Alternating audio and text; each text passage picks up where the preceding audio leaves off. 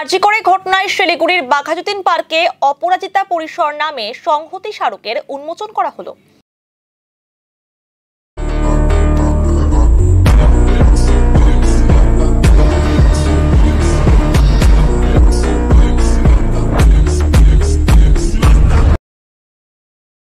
আরজিকরে ঘটনার পর থেকেই রাজ্য জুড়ে আন্দোলনে সামিল হয়েছিলেন মহিলা সহ সর্বস্তরের মানুষ।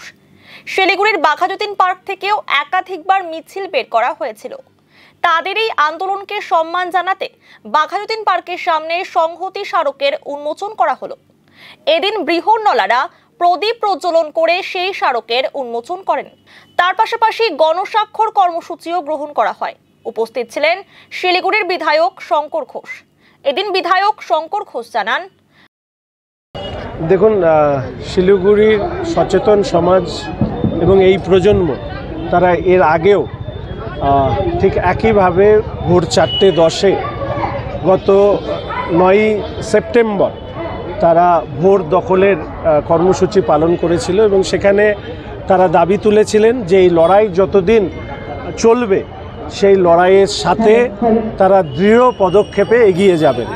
আজকে সচেতন সমাজ এবং এই প্রজন্মের পক্ষ থেকে আমাদের শহর শিলিগুড়ি থেকে রাজ্য এবং দেশের যে অসংখ্য সাহসিনী নারী যারা আরজিকরের অপরাধীদের শাস্তি চেয়ে রাস্তায় নেমেছেন এবং এই দীর্ঘ লড়াইয়ে যারা অক্লান্তভাবে পরিশ্রম করছেন অপরাধীদের শাস্তি দেবার জন্য, তাদের সম্মানার্থে অপরাজিতার পরিসর নামে এই ফলকটির উন্মোচন করেছেন।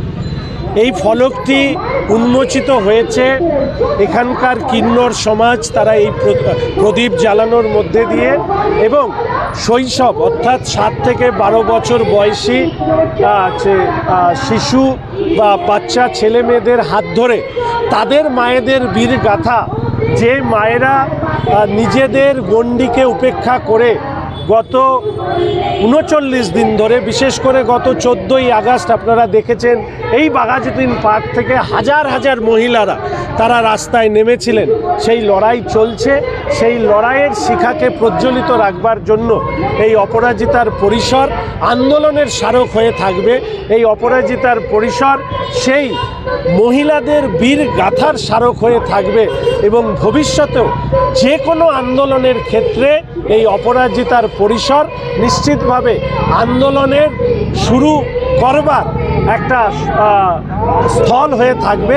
এই আশা নিয়েই এই মহিলাদের, এই সাহসিনী নারীদের সম্মানার্থে আজকে এই অপরাজিতা পরিসরের ফলক উন্মোচন হলো এবং সাথে যে গণস্বাক্ষর কর্মসূচি চলছিল সেটারও এখানে আজকে সমাপ্তি হবে।